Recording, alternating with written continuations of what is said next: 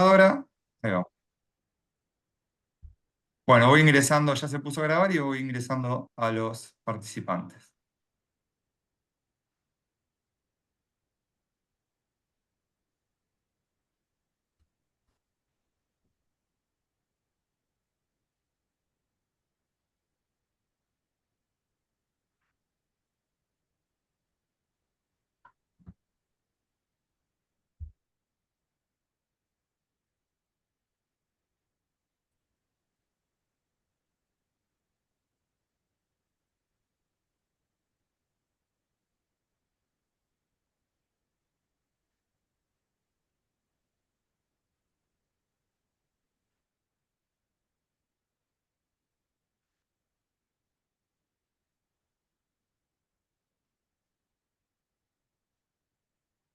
Bueno, buenas tardes, bienvenidos a todos, a todas.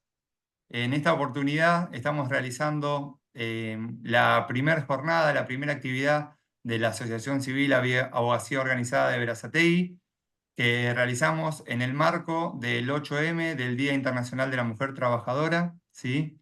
Mi nombre es Darío Campo, para aquellos que no me conocen, soy el presidente de la Asociación Civil Abogacía Organizada de Berazategui, y hoy vamos a contar con la disertación en esta jornada de tres mujeres, ¿sí? De dos colegas y una perito psicóloga.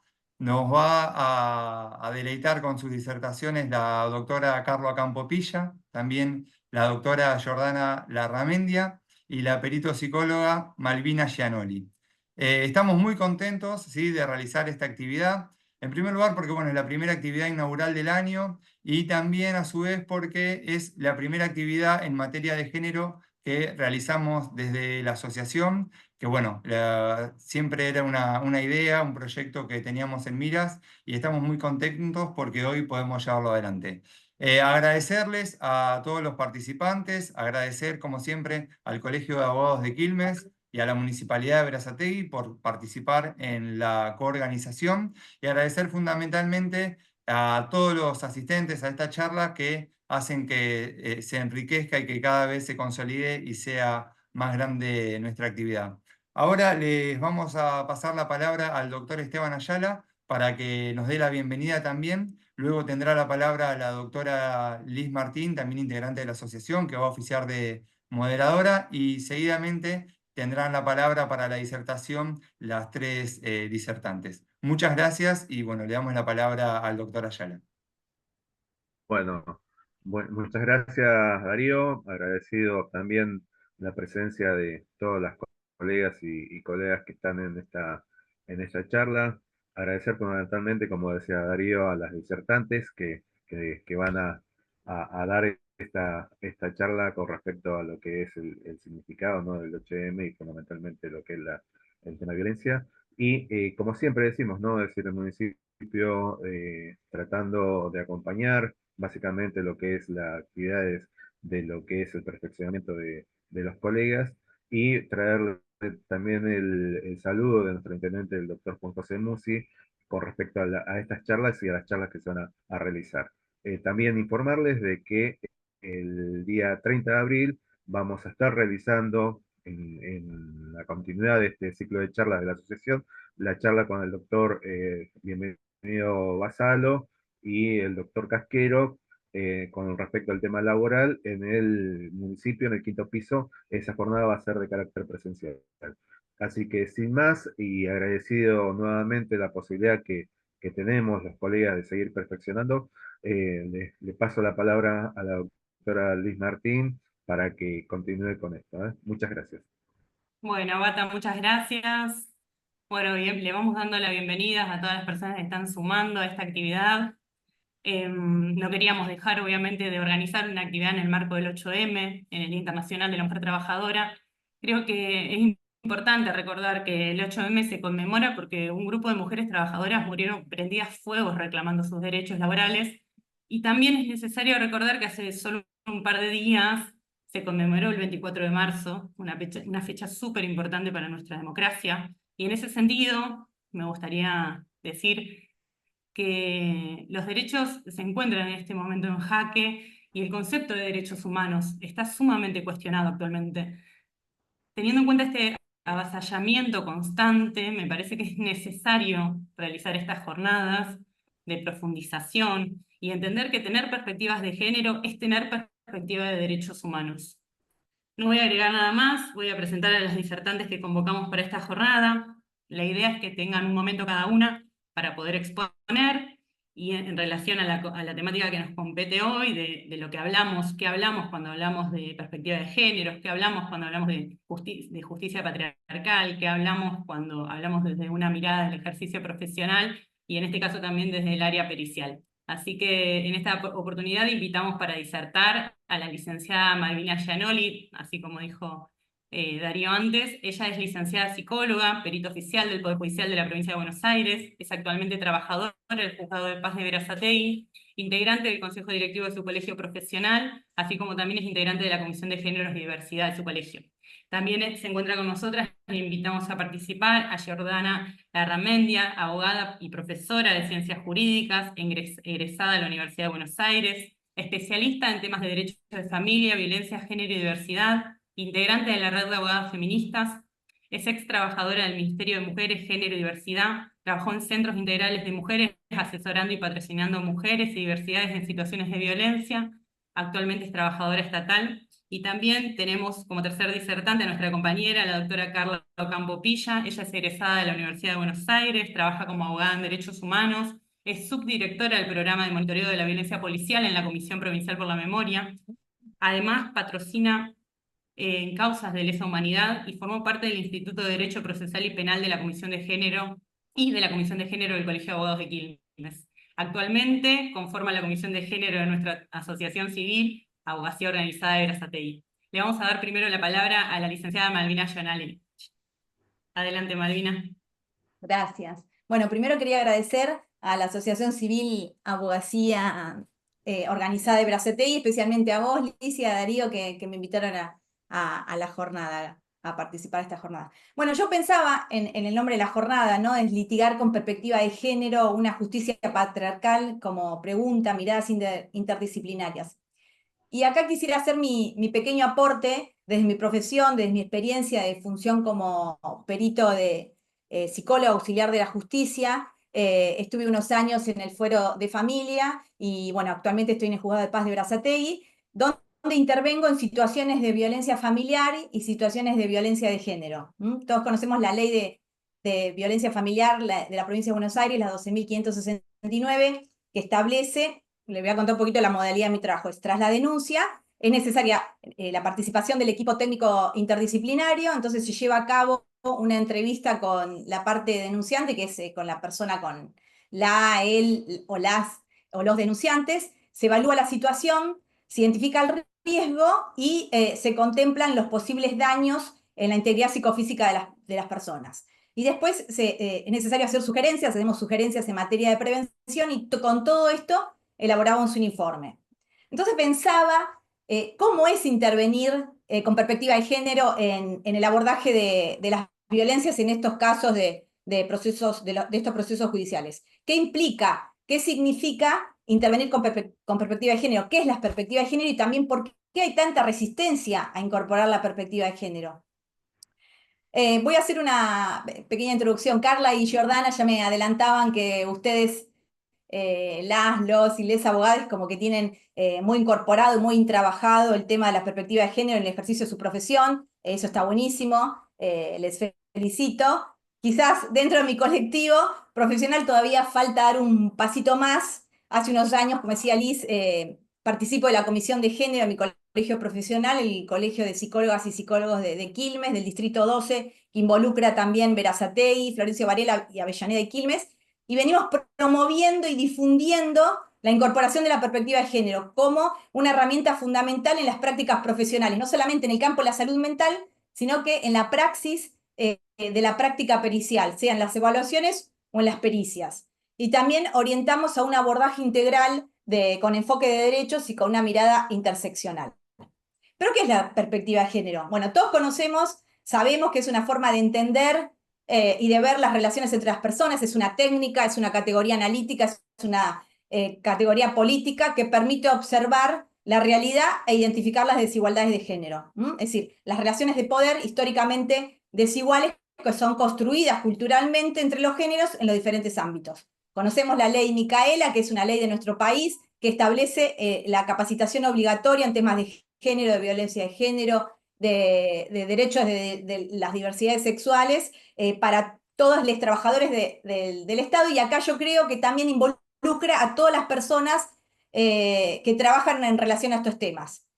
A mí me gusta cuando hay que definir a la ley Micaela, es decir, yo creo que a lo que apunta es a sensibilizar, a promover una nueva sensibilidad, como dice Dora Barrancos, a lograr una nueva estructura del sentir y del pensar respecto a las cuestiones de género. Y esto lo que nos permite es que seamos capaces de hacernos preguntas. Me parece que esto es a donde tenemos que apuntar cada uno como profesional, poder observar nuestras prácticas diarias, nuestras prácticas profesionales para no reproducir intervenciones que generen mayores desigualdades de género.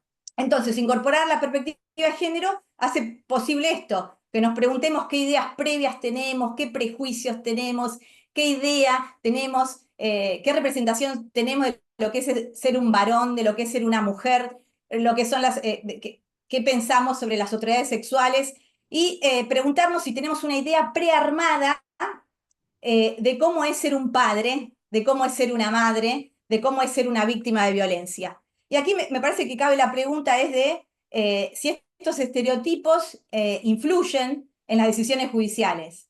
Y yo creo que sí, definitivamente la experiencia me lo ha demostrado que sí, que influyen, y que es fundamental que revisemos los estereotipos porque son el sustento de distintas discriminaciones. ¿Y de qué forma operan estos estereotipos judiciales? Yo creo que hacen prejuzgando a la víctima. Esto que hablábamos antes en los encuentros previos, al descreer del relato de lo que se dice. Y si estos preconceptos no se identifican, no se logran identificar, corremos el riesgo de que se permeen, se infiltren en las actuaciones de las prácticas de los procesos judiciales, e inevitablemente pueden llevar a prácticas o a un abordaje revictimizante. Bueno, nosotros también nos preguntamos esto de por qué pensamos que la justicia es patriarcal. Después, bueno, mis compañeras Carla y Jordana lo van a saber desarrollar mejor que yo. También me ocurría la pregunta es, ¿qué consecuencias puede tener la falta de perspectiva de género, por ejemplo, en los abordajes de las violencias en el ámbito judicial? ¿Y dónde es que identificamos las prácticas machistas y las prácticas patriarcales? Bueno, acá voy a dar algunos ejemplos de mi experiencia en unos años en el Foro de Familia y ahora en el Juzgado de Paz. Una de las consecuencias es el hecho de invisibilizar las cuestiones de género. Por ejemplo, creo que es fundamental poder diferenciar, analizar bien y diferenciar las violencias por razones de género de las violencias familiares.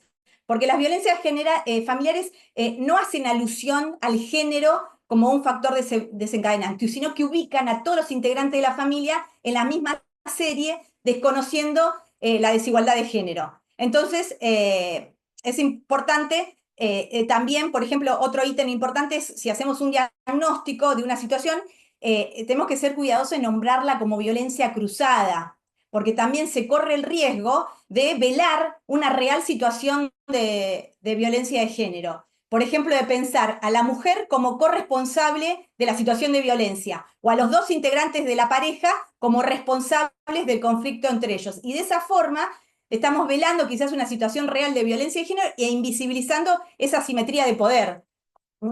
Y esta cuestión de la violencia cruzada muchas veces es utilizada como fundamento o como justificativo del accionar de los presuntos agresores. Bueno, es importante también tener en cuenta que cada persona atraviesa las situaciones de violencia según sus tiempos subjetivos. Yo he trabajado hace muchos años en servicios de niñez y tenía esta discusión con las y los abogados de poder entender los tiempos subjetivos y que el camino para la recuperación de cada persona es distinto. Entonces, no se puede pretender que las personas se ajusten al estereotipo de cómo se cree que debe ser una víctima. Es decir, porque esto si no es violento y es revictimizante. Si no, por ejemplo, si no se hace el papel de la buena víctima, ¿qué pasa? Se va a sospechar de esa persona y si no, ¿qué va a ser? Una mala víctima. Otro ejemplo que he tenido en mi experiencia es que también tenemos que analizar muy bien las situaciones, por ejemplo, los pedidos de reintegro, cuando uno de los progenitores, por ejemplo, de forma unilateral decide interrumpir el vínculo, la convivencia del hijo con el otro progenitor, es analizar bien si esa obstaculización de la vinculación, por ejemplo, que la mayoría de las veces es materno-filial, que se trata de parte de un varón que desacredita a la mujer y a su maternidad, no resulta ser una forma más de perpetrar violencia de género. Eso me parece que podrían ser las consecuencias de no incorporar la perspectiva de género. Y en todas estas situaciones se juega la ética también nuestra de cada profesional. Entonces esto creo que es fundamental que se puedan revisar las miradas de las operadoras y los operadores de justicia que intervienen en los procesos judiciales para evitar prácticas que generen mayor desigualdad, revictimización, y es necesario deconstruirlas.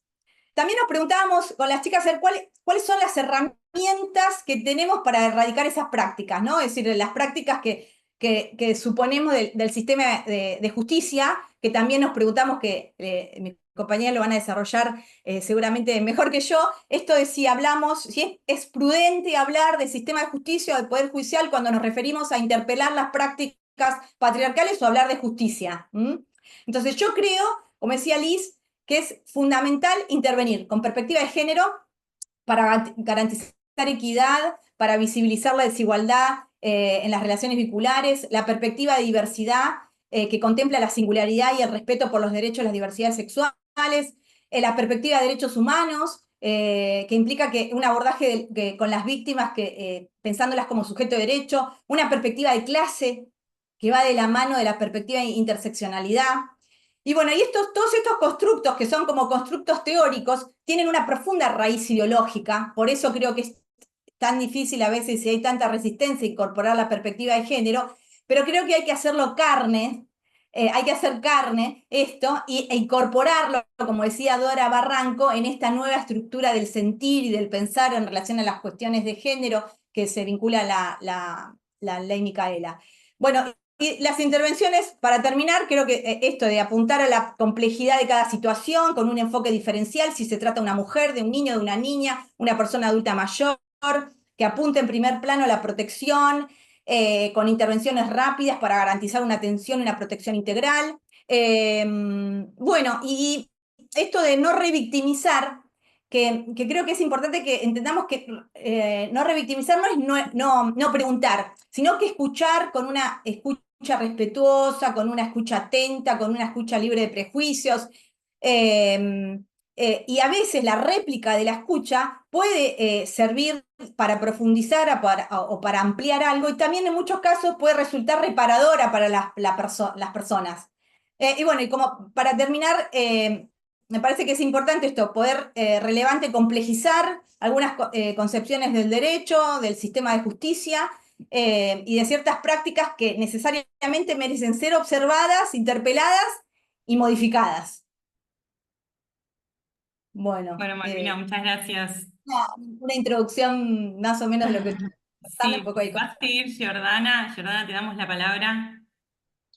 Gracias a todos por estar presentes y también por la invitación a participar del panel. Principalmente por ahí voy a retomar algunas cosas que dijo Malvina que me parecieron súper interesantes.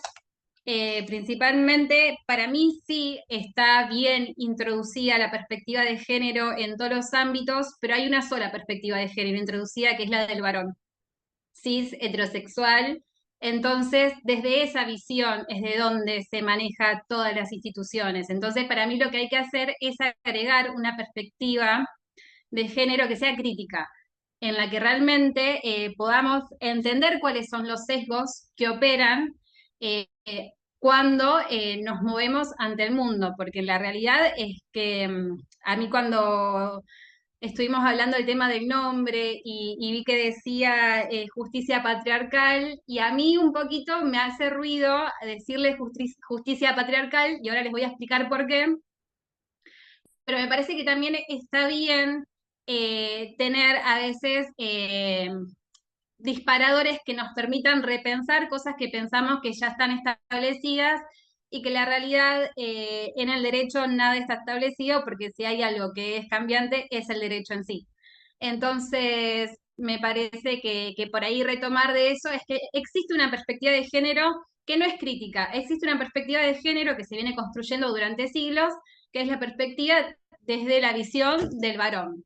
Y entendemos que las teorías androcéntricas y patriarcales hicieron un arquetipo de lo que es el varón y el ser el varón ideal. Entonces, a partir de ese varón ideal, todo lo que va, ese ideal, ¿no? Todo lo que queda por fuera de ese ideal, las mujeres, los sujetos feminizados, las niñeces, la gente racializada, los pobres, todo eso queda por fuera de lo que, digamos, forma parte de los sujetos que son legitimados a la hora de tener voz y ciudadanía, para decirlo de alguna manera, ¿no? Durante muchos años los feminismos dijimos, bueno, hablo en nombre de los feminismos, es un montón, pero digo, los feminismos dijeron que las mujeres y las diversidades han sido considerados ciudadanos de segunda o de tercera, porque en realidad nunca podían llegar a tener una voz real dentro de lo que era la historia, más allá de que realmente la historia no solo la fundaron y la crearon los varones. Hay una jurista que se llama Alda Facio, que ya habla de la historia con H mayúscula, de la historia robada, que es el protagonismo que nos han robado a las mujeres y a los sujetos feminizados en la construcción de las instituciones y en la construcción de la historia en general.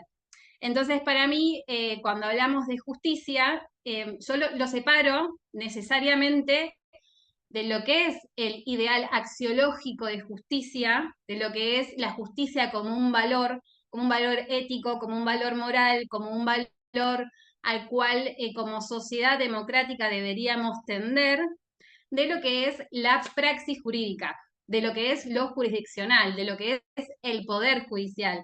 No es lo mismo.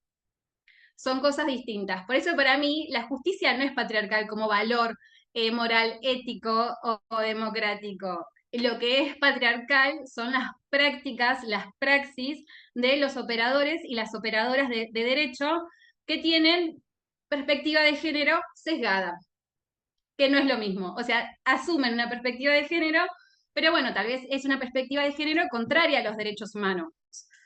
Porque hoy en día no sé, yo igual tal vez voy a ir y venir, pero porque mi cabeza funciona un poco así también, y porque también estaba pensando que yo creo que no estaría muy de acuerdo con lo que yo voy a decir ahora, pero seguramente muchos conocen al jurista Carlos Nino, que él decía que el derecho es un fenómeno esencialmente político, que el derecho no está separado de lo que es la moral y de lo que es la política. Entonces, objetividad y subjetividad en derecho, en la estructura jurídica, juegan constantemente. No solo en términos de producción objetiva de la normativa, porque obviamente tenemos un derecho positivo, porque obviamente tenemos normas que emanan de una autoridad superior, bueno, todas esas cosas que en algún momento habrán visto y que resultan hoy tan lejanas, pero que la realidad están ahí. Las normas las vemos, tenemos un sistema codificado, tenemos un marco normativo para mí, que en realidad en términos de derechos humanos es hermoso, lástima que no se cumple de la manera en que debería cumplirse.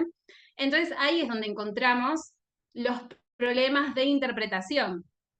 Porque una cosa es entender porque para mí hay algo muy en relación a los usos lingüísticos y de las palabras, es que decir que la justicia es patriarcal es asumir que ya modificar la práctica judicial es imposible, porque hay algo intrínseco dentro de lo que es el valor de justicia que no se puede modificar.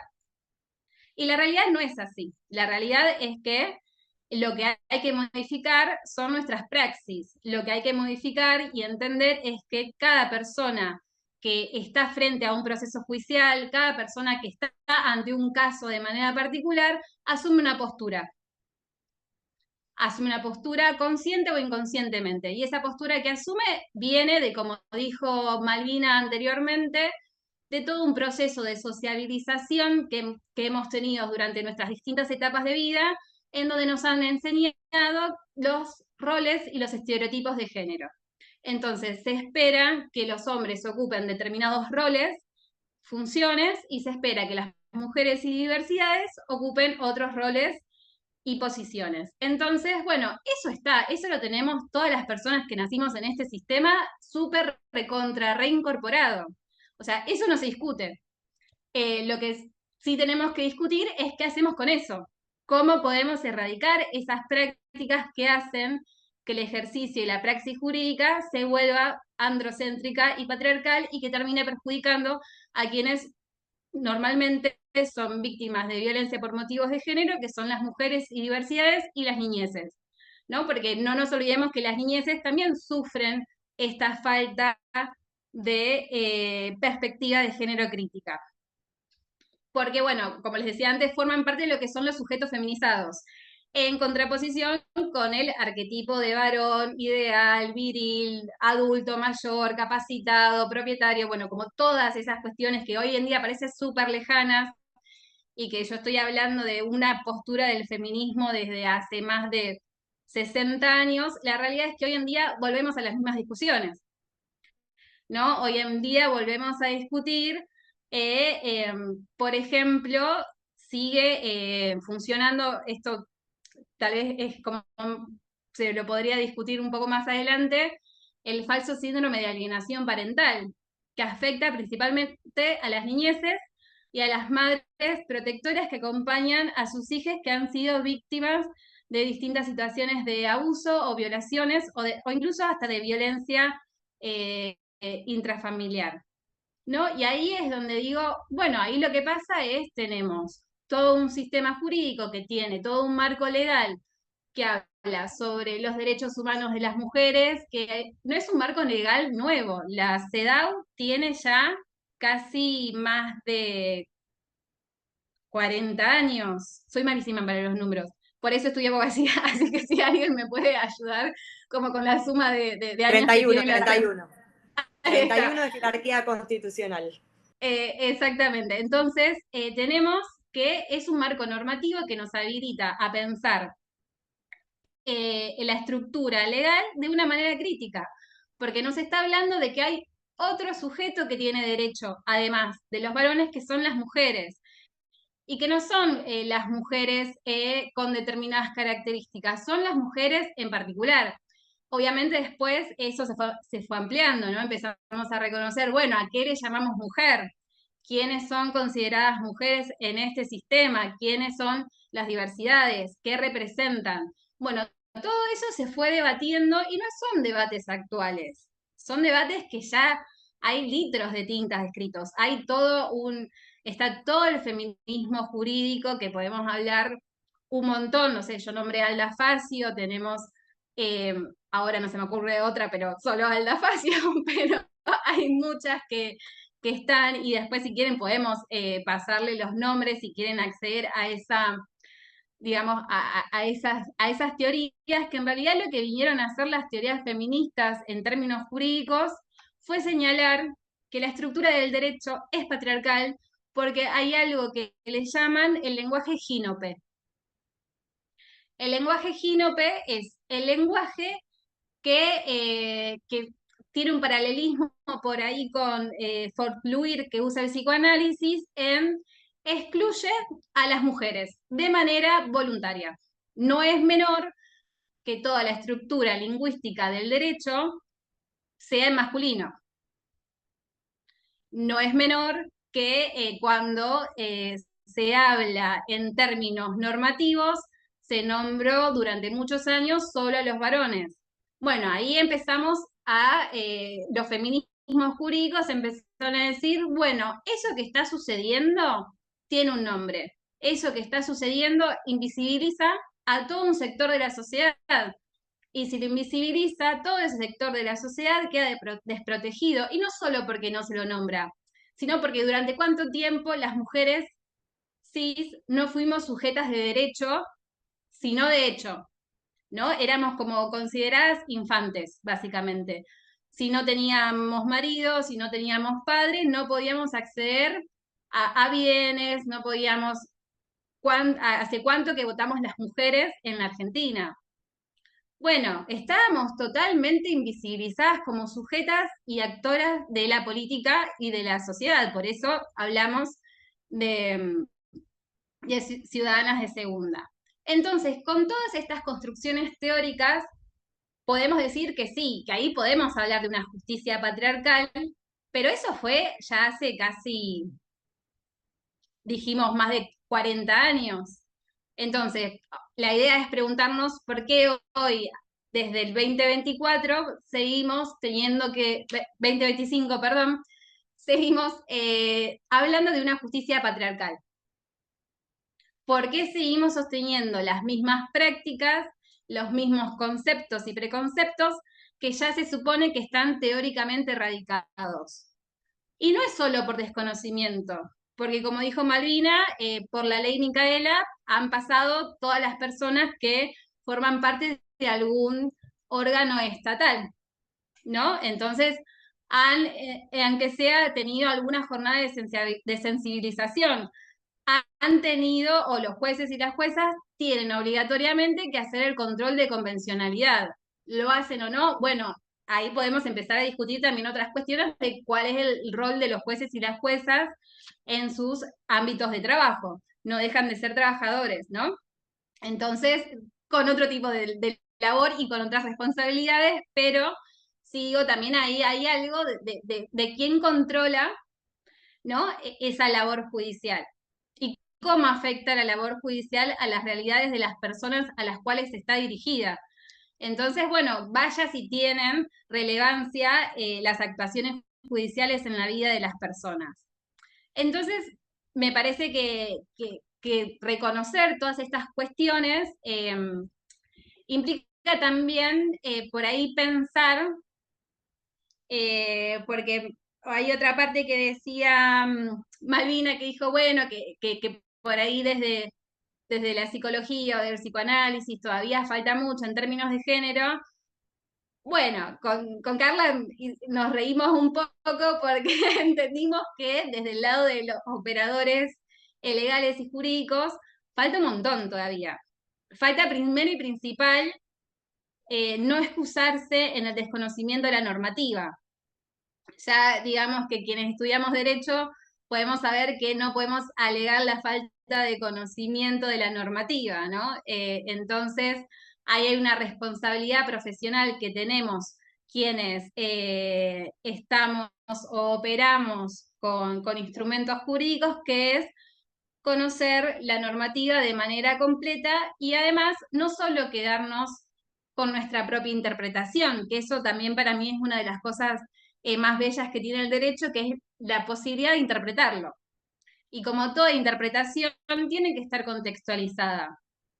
No podemos interpretar hoy la CEDAW con las condiciones materiales y sociales en el año 70, cuando surgió, que en el 2024, en el 2025.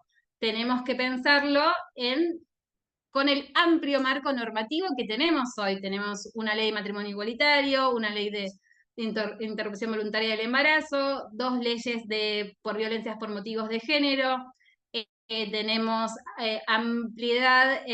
amplitud, digamos, en las medidas que se pueden tomar. O sea, eso no se puede desconocer.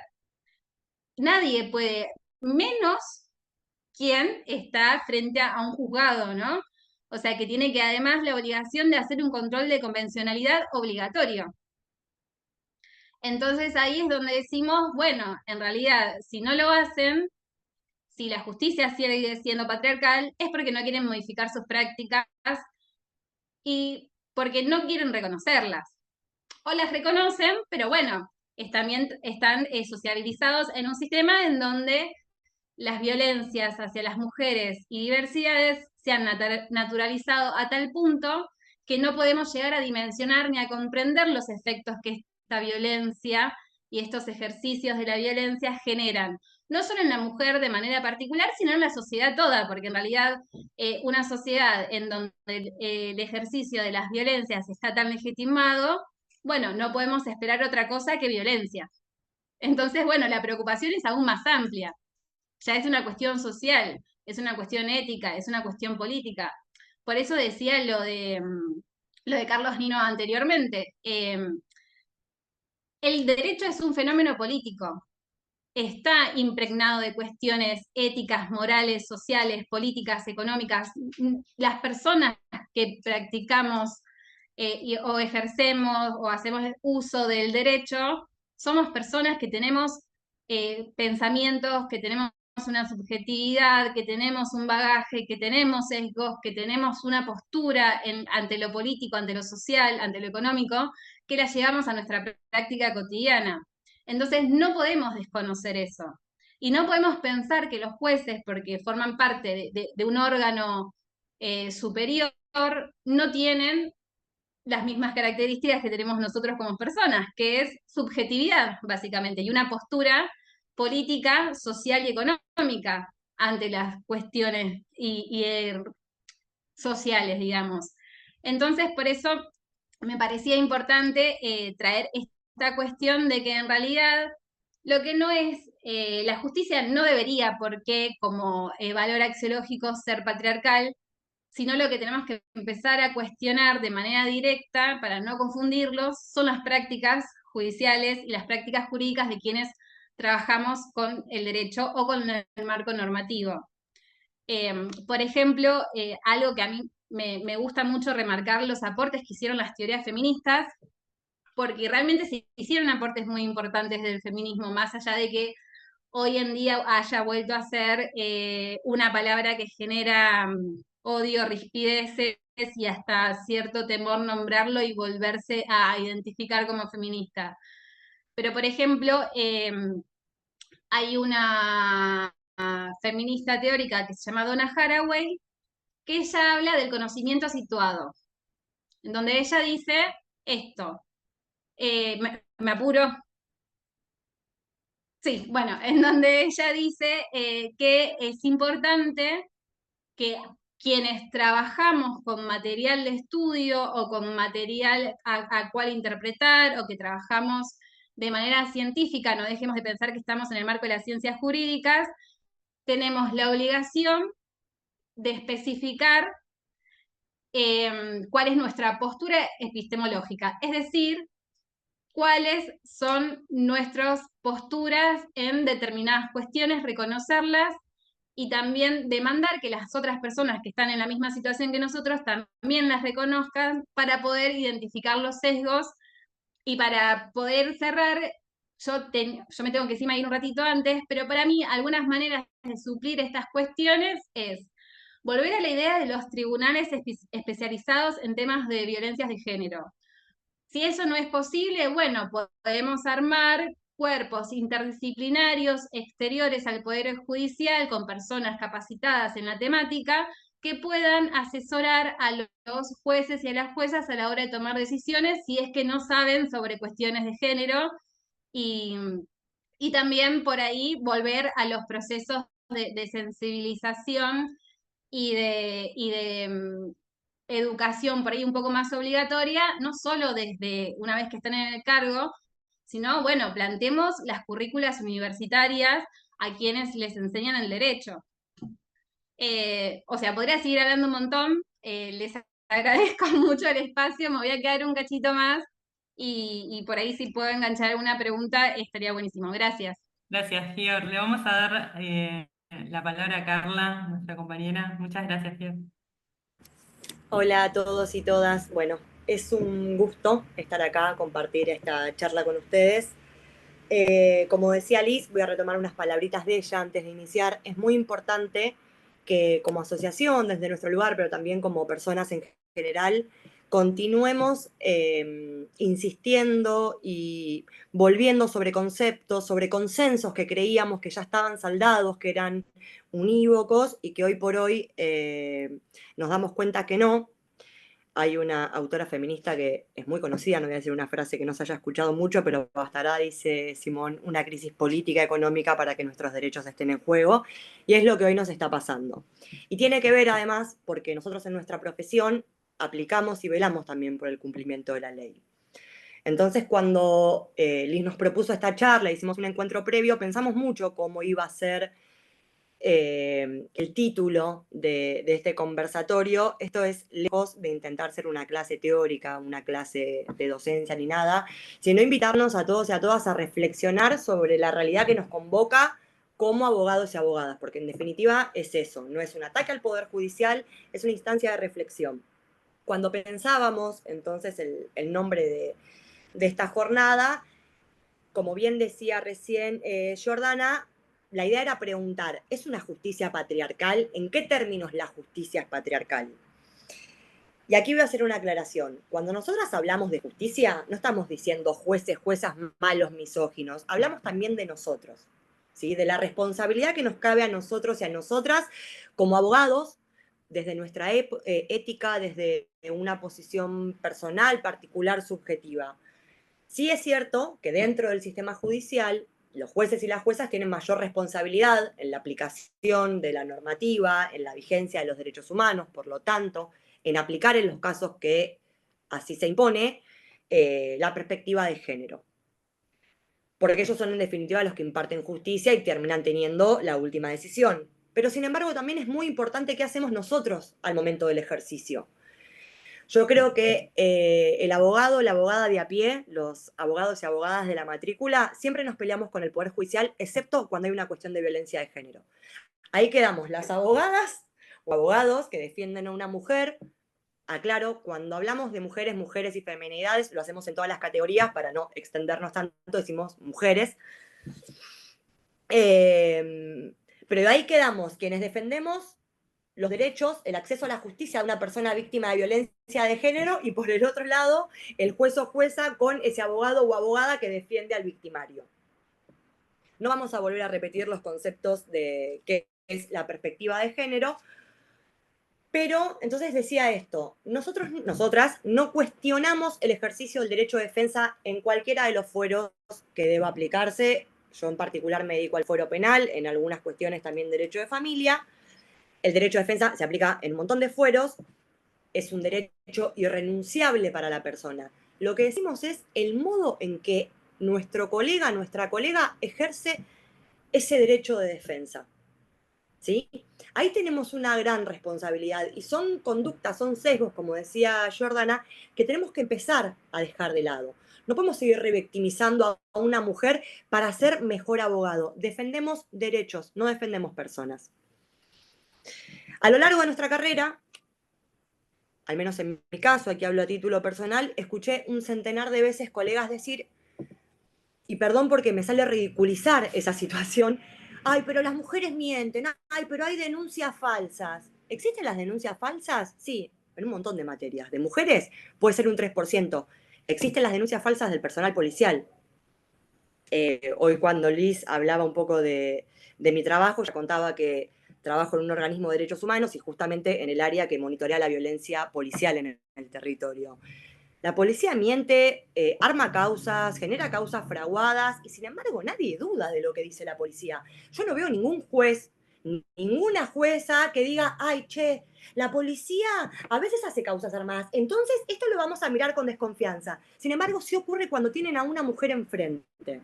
Entonces, cuando hablamos de justicia patriarcal, no lo hacemos ni en relación a los componentes integrantes del Poder Judicial, porque la realidad es que hoy el Poder Judicial tiene una presencia mayoritaria de mujeres, esa presencia empieza a decaer en los cargos de decisión, procuraciones, ministerios.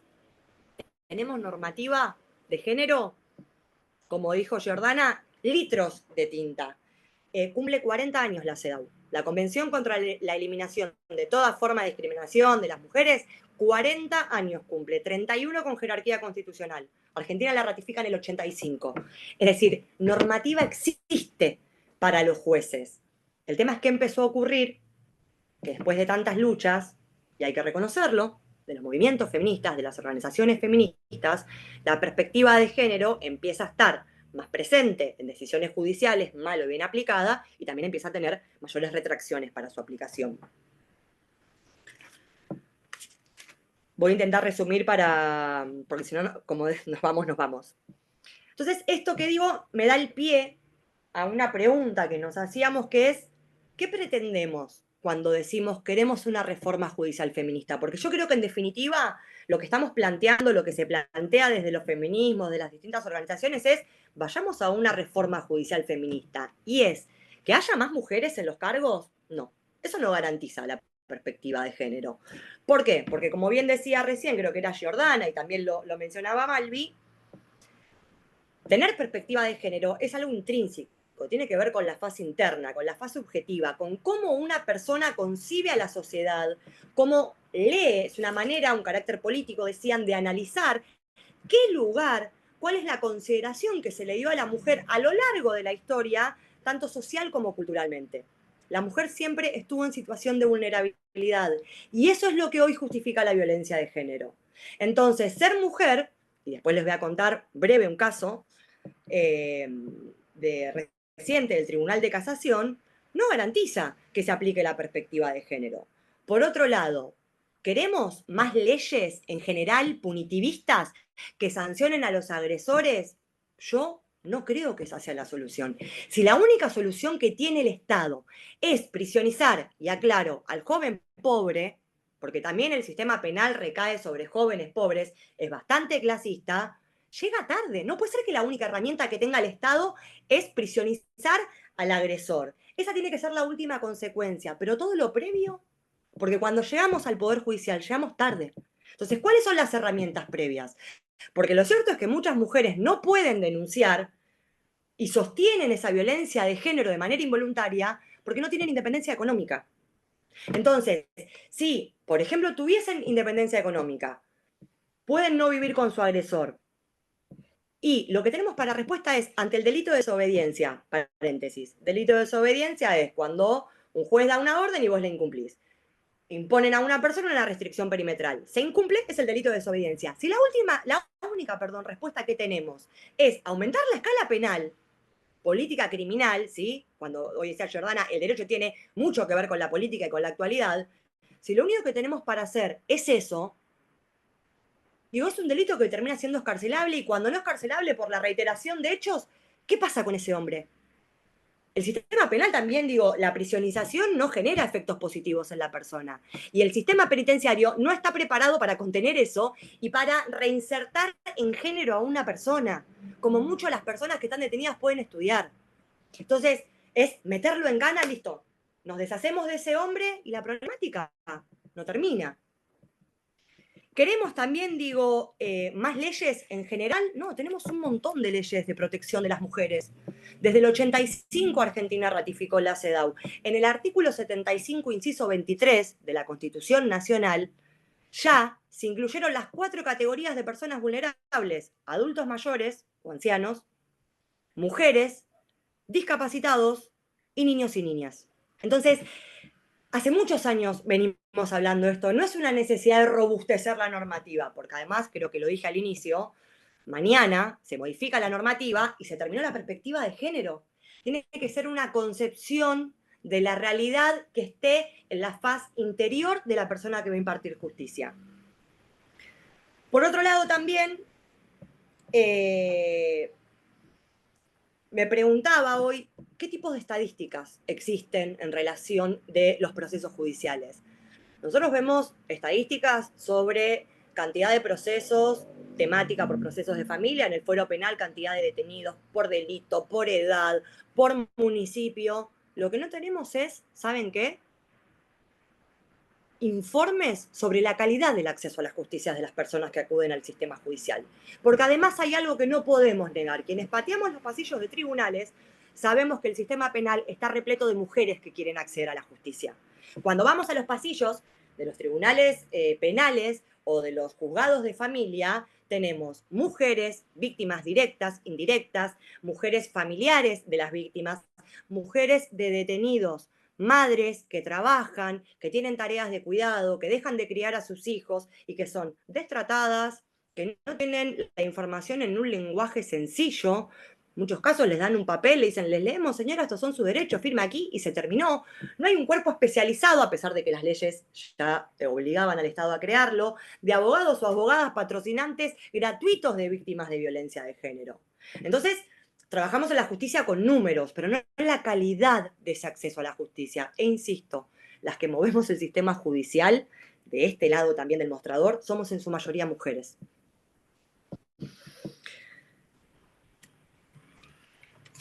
¿Cuántas veces nos ha pasado que estamos caminando por tribunales y vemos una mujer desorientada que hizo una denuncia por una cuestión de violencia de género, de cualquiera de las formas de violencia de género? Y no sabe dónde radicó su denuncia, qué es juez, qué es fiscal, si está en un juzgado penal, si está en un juzgado de familia. En la comisaría la mandaron al Poder Judicial a averiguar, en los juzgados no las tratan con empatía.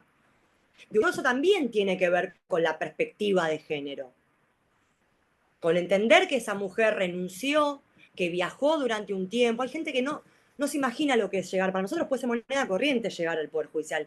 Hay personas que no saben, no se imaginan, no pueden llegar al Poder Judicial. Y una vez que llegan, son destratadas, son desoídas, no les dan información. E insisto, en su mayoría somos mujeres las que estamos ahí. Hay leyes de las ya existentes que podrían mejorarse, sin dudas. Insisto en que no creo que haya que crear más leyes, sino que es tener un comportamiento, una conducta acorde a esa perspectiva. ¿Y por qué además? Porque tener leyes que los jueces obedezcan, a veces sí, a veces no, genera que la perspectiva de género sea una imposición normativa. Y no tiene que ser una imposición normativa. Cuando pedimos una reforma judicial feminista o una democratización de la justicia, recordemos que el Poder Judicial es el único poder del Estado donde sus representantes no son elegidos por el pueblo. Más allá del trámite de pliegos, de la legislatura, el Congreso, etc.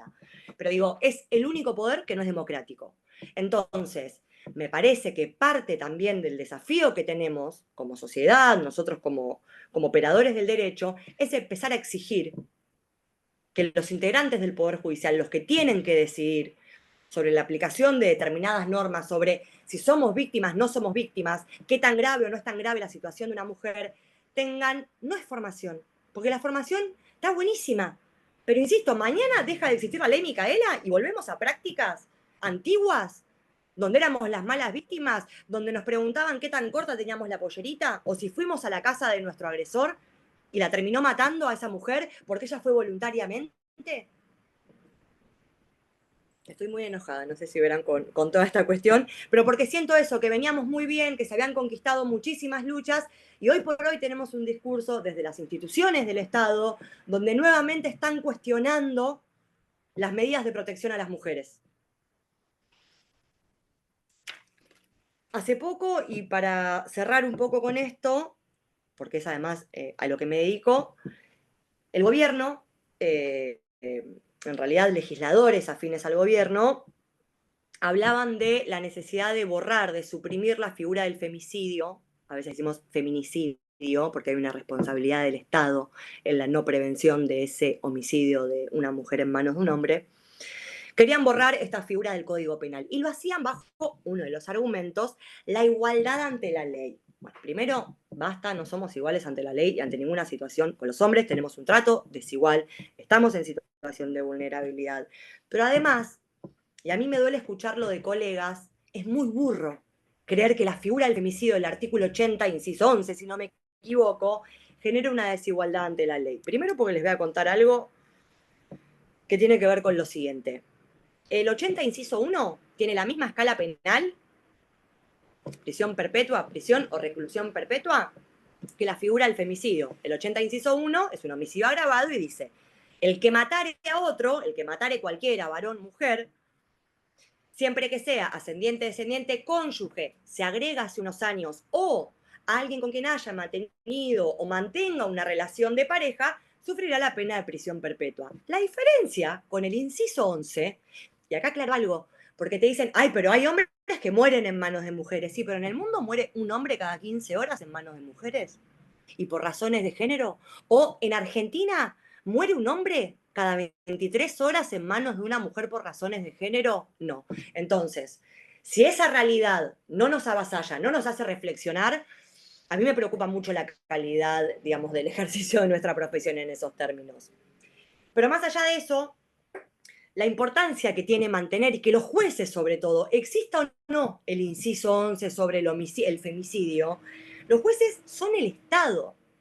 Cuando se firma la CEDAW, se ratifica en el 85, lo que dice es el Estado tiene que tomar medidas, todas, no políticas económicas, legislativas, también el Estado es el Poder Judicial, para proteger y garantizar los derechos de la mujer y las libertades en todos sus ámbitos. Entonces el Poder Judicial es el Estado. Mañana borran el femicidio y el Poder Judicial tiene la obligación de seguir visibilizando cuántos femicidios se cometen. Porque el femicidio concurre también con el homicidio agravado del 80, inciso 1. La gran diferencia es que es por razones de género. Y las razones de género, aquí puedo ser crítica, no siempre una mujer que muere en manos de un hombre es una cuestión de femicidio. La realidad es que en la mayoría de los casos sí. En la mayoría de los casos sí.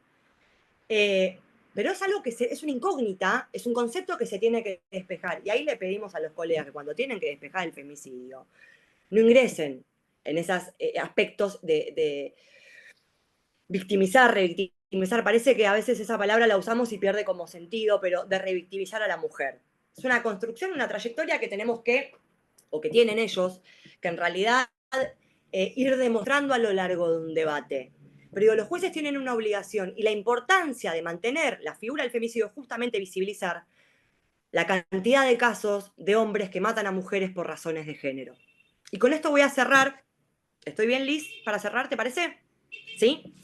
Hoy les decía que garantizar la presencia de mujeres en el Poder Judicial, en realidad la presencia de mujeres en el Poder Judicial no garantiza la perspectiva de género. Hay una sentencia reciente del Tribunal de Casación de la Provincia de Buenos Aires donde anula un veredicto de culpabilidad dictado por un jurado popular en el Departamento Judicial de Quilmes en el año 2023. Vaya si en el año 2023 la perspectiva de género no era algo tan desconocido, ¿no? El caso es una chica que comete un parricidio, mata a su padre, después de 15 años de abusos sexuales con acceso carnal, oral, violaciones, de violencia económica, violencia verbal, violencia física, tanto a ella como a su madre, como a sus hermanas y a sus hermanos. Esta chica, Sabrina Brizuela, termina matando a su papá y el jurado popular la condena con 12 votos, unanimidad, no saben lo difícil que es conseguir unanimidad en un juicio por jurados, a la pena de prisión perpetua. La defensa interpone un recurso de casación, casación recoge ese recurso y anula la sentencia. ¿Y a quién le hace el reclamo? A una jueza mujer, porque la directora, la jueza técnica directora de ese debate, era una jueza mujer del Departamento Judicial de Quilmes, que tenía la obligación de aplicar perspectiva de género, es decir, de decirle al jurado como instrucción general, este caso hay que analizarlo bajo perspectiva de género. ¿Sí? Pues se daban todos los componentes perfectos. No lo hizo. ¿Qué dice el Tribunal de Casación? Muy interesante, más allá de que la actividad de la defensa no se ciñó a plantear que había que analizarse con perspectiva de género, la realidad es que la obligación constitucional, porque es el Estado, es la jueza. Y le recuerda la CEDAW. Y le recuerda también la Convención Belén do Pará, también del año 94, donde habla de la situación de vulnerabilidad de todas las mujeres. ¿Y qué dice justamente? Conceptualiza la perspectiva de género. Dice, son aquellos patrones, aquella concepción que se tiene social y culturalmente sobre la mujer de manera histórica que la coloca en un lugar y qué es lo que justifica en definitiva la violencia de género. No hace falta que la defensa de esta chica tenga que pedir una instrucción general o particular al jurado, era decirle al jurado esto, analicen este caso con perspectiva de género. De hecho, algunas cuestiones procesales que les toco para que vean lo aberrante que fue. Antes del debate se había celebrado un juicio abreviado. El juicio abreviado, como sabemos, se hace un acuerdo previo a la instancia de debate, se consensúa una pena entre fiscal y defensa y lo convalida una jueza. ¿Saben por qué había sido el juicio abreviado?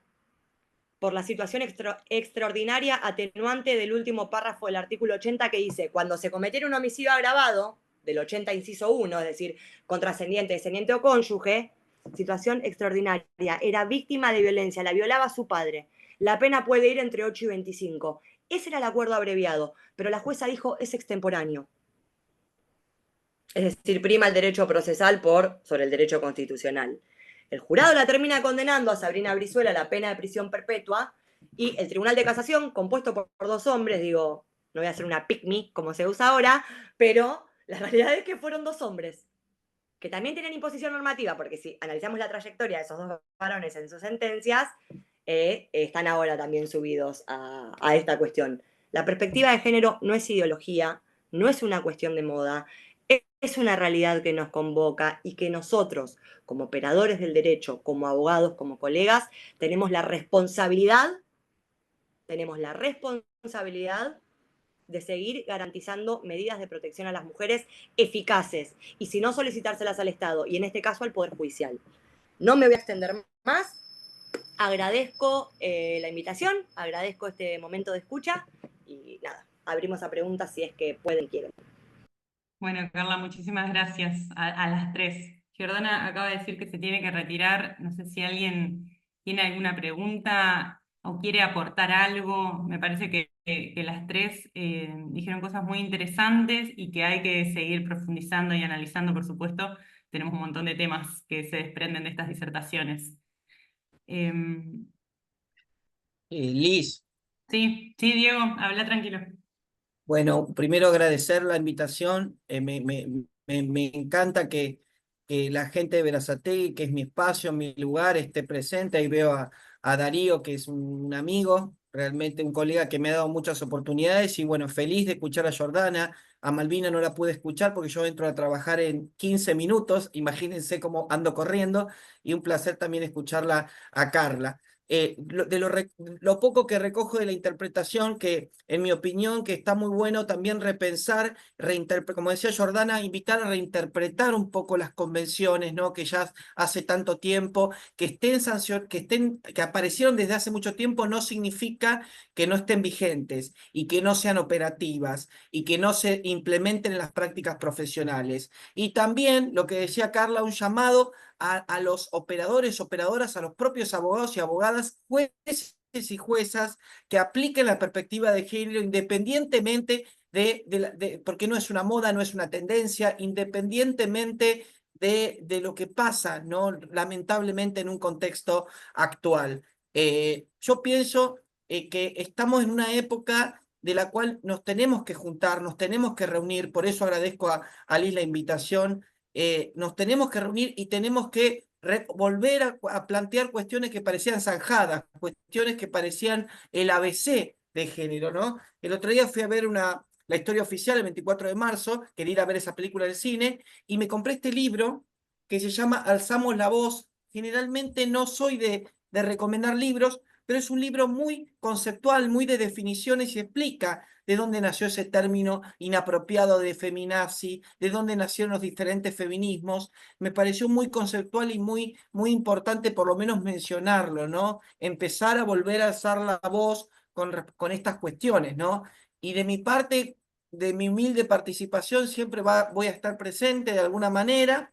Ya lo sabe Liz, lo sabe todo el grupo, y la verdad que los felicito. Estoy recontra emocionado de que hagan estas actividades porque es tan necesario para el municipio y es tan necesario para la provincia de Buenos Aires como para todo el país. Ojalá que muchos colegas y muchas colegas se sigan sumando. Gracias, Carla, Jordana, Malvina y equipo. Gracias. Gracias, Diego, por tus palabras y siempre sabemos que contamos con vos para cualquier disertación. Te agradecemos por estar presente.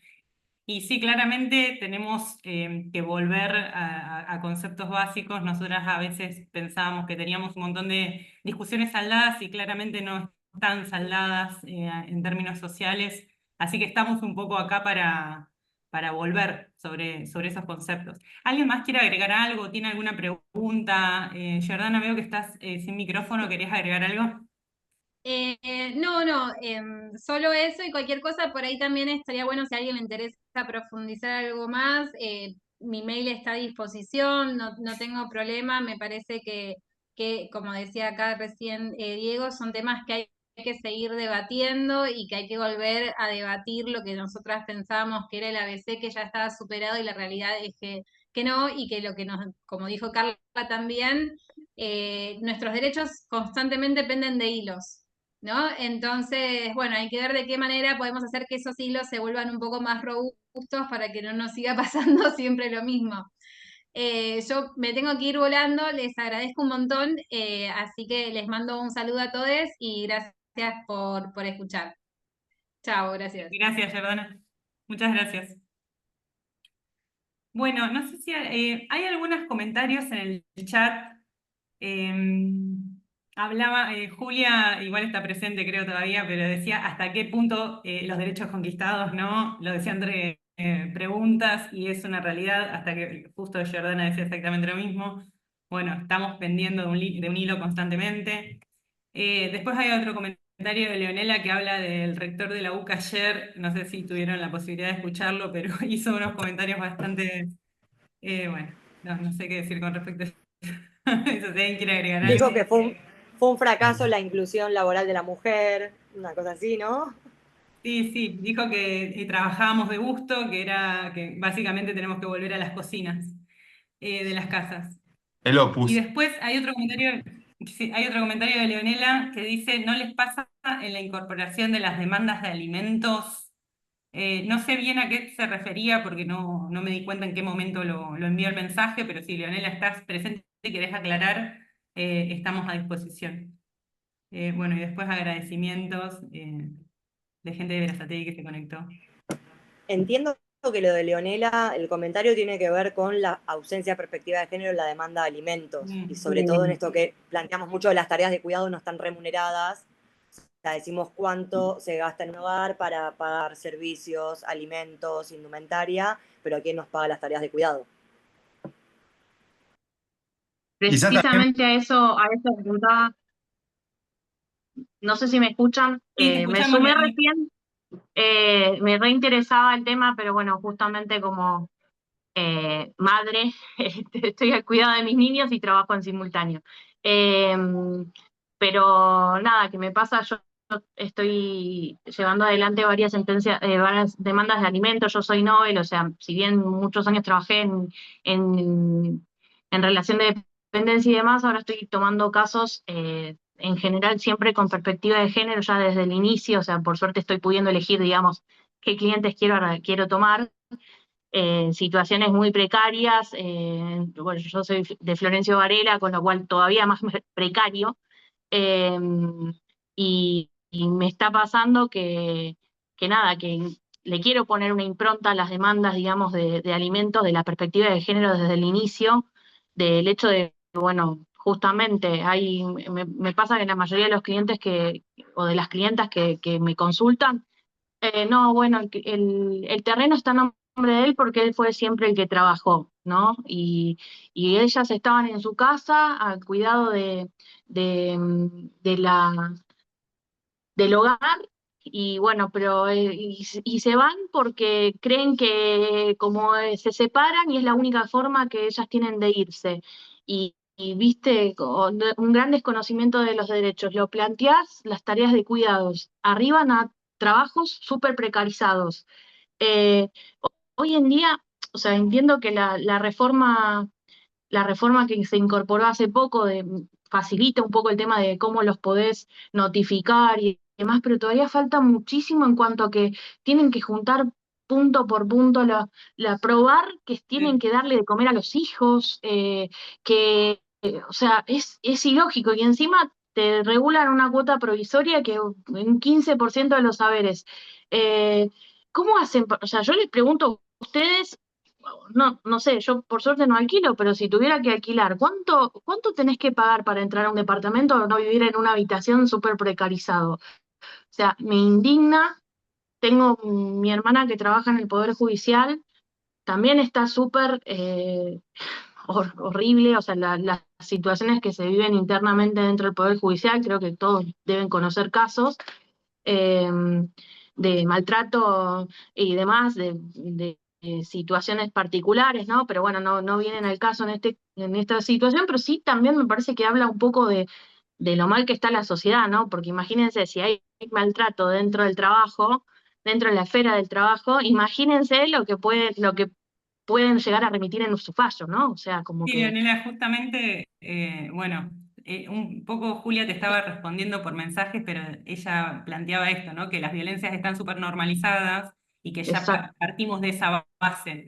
De todas formas, como para que también estés atenta, vamos a hacer una jornada en la Asociación de Abogacía Organizada, va a organizar una jornada con respecto al tema de alimentos, la reforma procesal que se dio hace poco, como para interiorizarnos más. Y dejanos si querés tu mail y tu teléfono, y te vamos a informando de todo lo que vamos trabajando, y si también si necesitas apoyo, por supuesto, la asociación está para eso, para Sí, sí, yo agregar grupos. igual más allá, o sea, tengo 35 años, o sea, tengo una formación, digamos, en el tema, digamos, con Amnistía Internacional, o sea, como que me interesa en el tema, más allá de mi profesión como abogada, aparte soy profesora de secundaria, entonces como que le mecho la situación y me interesa abordarlo desde todos los puntos. Perdón que no se me ve, pero no me está funcionando el celular bueno, todo mal. Pero bueno, muy interesante que lo planteen desde el colegio, o sea, la verdad que más aún hay que traerlos a la mesa, y me encanta que haya hombres también, ¿no? O sea, perdón, pero lo tengo que decir porque que estén interesados en hablar de perspectiva de género. El feminismo trasciende el género, ¿no? O sea, debería ser, yo me creo más responsable todavía de incorporarlo porque tengo hijos varones, entonces me interesa criar nuevos varones feministas. Nada, Bueno, eso. muchas gracias, Leonela. No sé si Darío querés agregar algo. Veo que estás. A mí me gustaría hacer una pregunta también. La verdad, en primer lugar, interesantísimo todo. Estoy encantado, muy contento como ha sido esta jornada, como está desarrollándose y cómo estamos culminando. Se nota la pasión, sinceramente, porque me parece que el motor de todo esto es la pasión de ustedes en llevar estas banderas adelante, y como siempre a la vanguardia. Y lo que me sale preguntar es cómo hacer para no aflojar, ¿no? Porque como recién decían, está normalizada estas cuestiones en la justicia del 15% de alimentos provisorios. Es como que si hoy alguien pregunta, que era algo más o menos que yo al principio quería hablar un poco de esto, pero dije no, es el momento de las disertantes. Cuando hablamos de justicia, esto de si hacemos una pregunta al aire libre, ¿cuál es el porcentaje de la cuota de provisorios? Me van a responder todos al unísono el 15%, y no importa si alcanza o no alcanza, es como que, bueno, que la mujer se arregle, ¿sí? Y bueno, y el padre, bueno, el padre no se tiene que arreglar, es como que la que se tiene que arreglar es la mujer, porque con el 15% de provisorios no alcanza para nada, y si te pones a pensar también en lo que es la cuota definitiva, si decís, bueno, a ver cuánto es la cuota para 2 hijos, al unísono vamos a decir todos entre el 25, el 30% o hasta el 35% en algún caso. Y eso como que la justicia está automatizada, se replica, no se analiza el caso particular, no se analizan las necesidades en particular. No importa si alcanza o no alcanza, se aplica esta fórmula, este criterio, y así funciona, por ejemplo, en materia de alimentos. Y la verdad que uno como abogado, yo ya no ejerzo más el derecho de familia, que es a raíz de estas cuestiones, sí, frustrantes, lo debo admitir. He tenido casos en donde, como recién decían las disertantes, el derecho existe, como dice a veces la gente, las leyes están, ¿sí? Como a veces uno, me parece algo muy coloquial, muy del ego, decir las leyes están, pero es cierto, las leyes existen, tienen perspectiva de género. Ahora después en el momento de la invocación, está también de parte de los abogados, pero cuando llegamos al momento de la aplicación es como que es frustrante, y uno se termina sintiendo a veces como un explicador de las injusticias del Poder Judicial, ¿no? Entonces es como Y que tenés que... justificador, ¿no? Como... Sí, yo no lo digo un justificador, sino digo un explicador. Digo, mira, el sistema funciona así, ¿sí? Es lamentable, yo te tengo que explicar cómo funciona, no estoy de acuerdo, pero lo cierto es que el sistema funciona así, que el derecho dice quizá todo lo contrario, entonces vos estás como lidiando entre el reconocimiento de los derechos y la tutela de los derechos de tu cliente contra el juzgado, contra la otra parte, y después también estás lidiando con la frustración del cliente que dice, no puede ser. Porque, a ver, te dicen, no puede ser que yo me tenga que conformar con un 25% de cuota de alimentos, que supongamos que son 250.000 pesos, 300.000 pesos, para hablar con números concretos. ¿Cómo haces hoy en día para mantener 2 hijos, un hogar con 300.000 pesos? Entonces es como que es muy frustrante, y por eso la pregunta es, ¿cómo hacer para seguir adelante, ¿no? Me ha pasado también brevemente.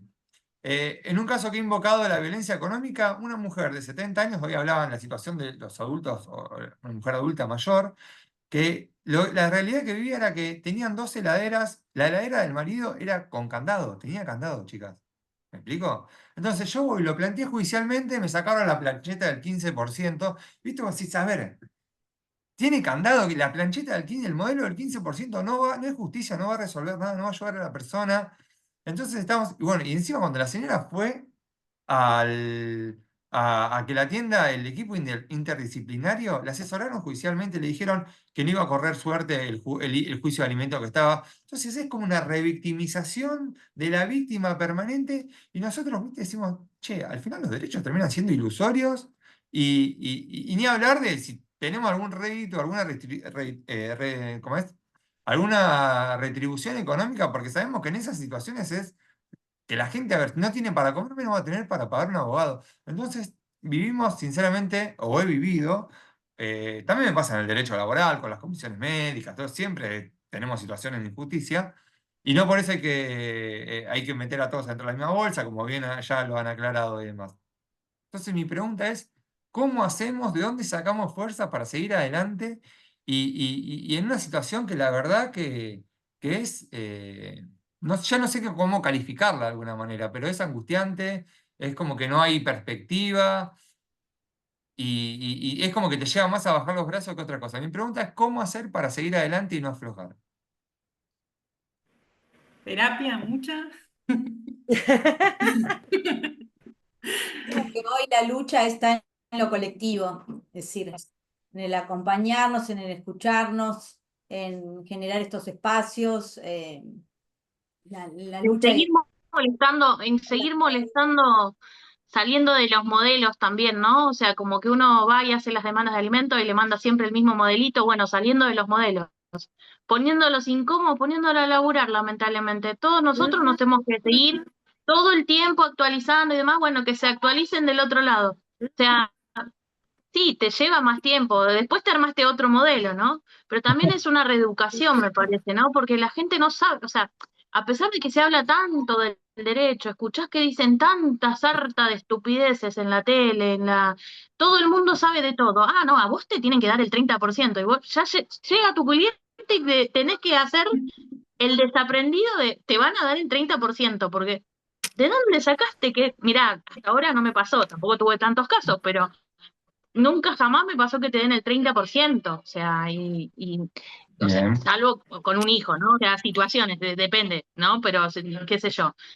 Eh, Creo que es eso, o sea, poniendo incómodos a los demás, poniéndose a laburar, a hablar con el compromiso, está bien, me dirás, bueno, capaz que yo estoy recién arrancando, entonces estoy fresquita, entro en el rodar en el sistema y por ahí me entro en un par de cachetadas y me canso, pero bueno, lo importante es levantarse en el colectivo, ¿no?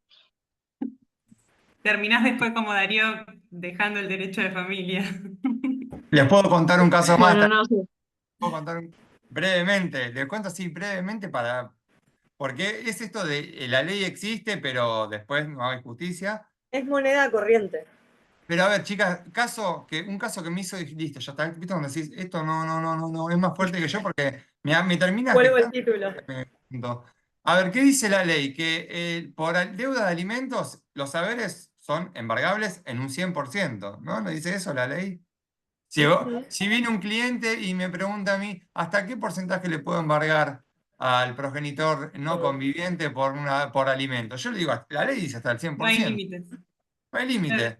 Bueno, era el caso del tipo que tenía que pagar el 25% y en caso de incumplimiento se le procedía a retener o a embargar la cuota. ¿Qué pasa? El tipo dejó de incumplir, hicimos la liquidación de los alimentos atrasados, es decir, la deuda de alimentos, pedimos que se le efectivice el apercibimiento y que se le descuente el 25%, se empezó a descortar el 25%. Entonces, la madre me dice, bueno, ¿cuándo voy a cobrar?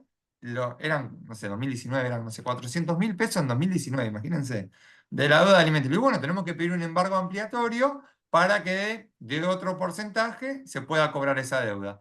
Pedimos el embargo ampliatorio y la señora jueza me dice que más del 25% es muy gravoso para el demandado. ¿Se entiende? Entonces es como... Mujer. Señora jueza. Sí, sí, en los dos casos mujer.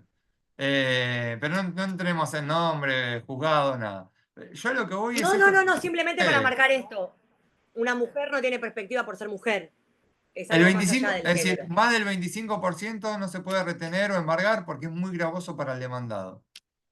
Entonces, a ver, el demandado que ya había acumulado una deuda de 400.000 pesos. Entonces es como que angustia, frustra, quita energías y además, ¿cómo le vas a cobrar a alguien también si vos estuviste laburando y no tampoco pudo percibirla? Es como que, entonces, a veces es el derecho de familia, es remar en dulce de leche y es ponerle más pasión que cualquier otra cuestión, me parece. Y acá, perdón, con esto cierro, pero Darío me da el pie para ver otra vez cuáles son las respuestas del Estado, ¿no? Cuando en el derecho de familia fracasa, en relación sobre todo a los deberes asistenciales del padre no conviviente o madre no conviviente, progenitor no conviviente, ¿cuál es la respuesta del Estado? Sancionar una ley que es una ley de competencia penal para penalizar al progenitor no conviviente en caso de no cumplir los deberes asistenciales. Y O yo la sea, verdad es que tenemos... Carla, para sumar a lo que decís, yo me quiero considerar no punitivista, pero la verdad es que últimamente No, estoy a ver, yo te constituyéndome como entiendo, yo los particular quiero matar. damnificada, Uno los quiere matar, pero digo, el Estado no puede haciendo ser que la denuncia por única respuesta... incumplimiento de los deberes de asistencia familiar y constituyéndome como particular damnificado y solicitándole a la Fiscalía que investigue. Porque Perdón, Dari, encima igual lo estás planteando un caso donde sí hay ingresos registrados, que podés embargar ingresos en todo caso, pero imagínate cuando no hay nada, incluso que hay progenitores que cuando les sale la cuota alimentaria renuncian a sus trabajos registrados, y eso me pasó un montón de veces en un montón de casos, para no pagar cuota alimentaria.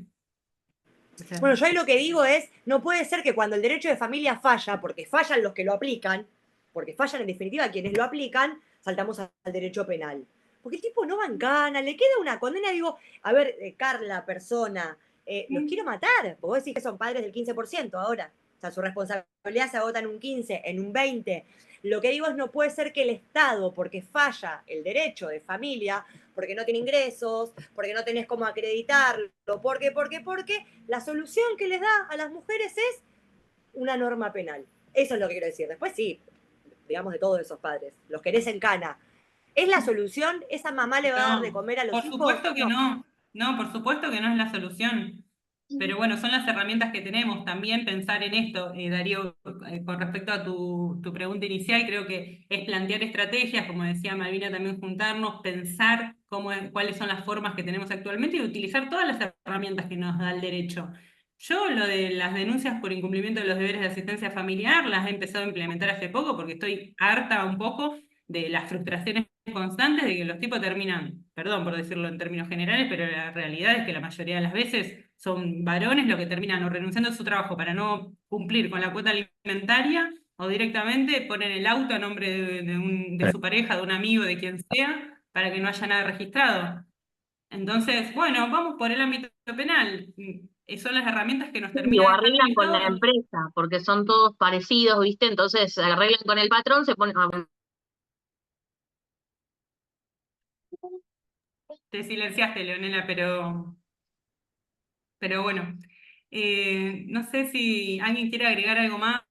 Está abierto los micrófonos de quien quiera aportar una idea o algo que les haya quedado de las disertaciones. Ya son 7:35, me parece que estamos en condiciones de ir cerrando la jornada. Pero bueno, yo personalmente, si nadie más quiere aportar algo, agradezco a las disertantes, por supuesto, a nuestra asociación por este espacio, y me parece que obviamente de acá van a salir otras jornadas porque tenemos un montón para profundizar. Totalmente, totalmente. Agradecer también, acá estoy con Feli, mi niño. Hola, Eh, Feli. Está medio blureado, Feli. sí, porque tenemos el fondo esfumado y bueno, aparece y desaparece. Y decirles que, bueno, la verdad ha sido un puntapié muy importante para este tipo de encuentros, que esperemos se puedan materializar también en la sede que Sí. próximamente vamos a empezar a utilizar. También es una noticia que la queremos compartir con ustedes. Dentro de poquito, ya inmediatamente, casi a la brevedad, vamos a empezar a poder utilizar una sede que nos brinda el Colegio de Abogados para que estas charlas no sean solamente virtuales, sino también que las podemos tener de manera presencial, con cierta periodicidad, y bueno, pueda seguir sirviendo como un canal para vertir todas estas cuestiones y estas luchas que siempre hay que darle el espacio y reivindicarlas para que sigan adelante. Así que bueno, si les parece, sin más, cerramos la disertación. Fuerte abrazo para todos y nos vemos la próxima. Hasta luego. Gracias. Muchas gracias. Gracias, chicas. Muchísimas gracias. Éxito. Gracias, gracias.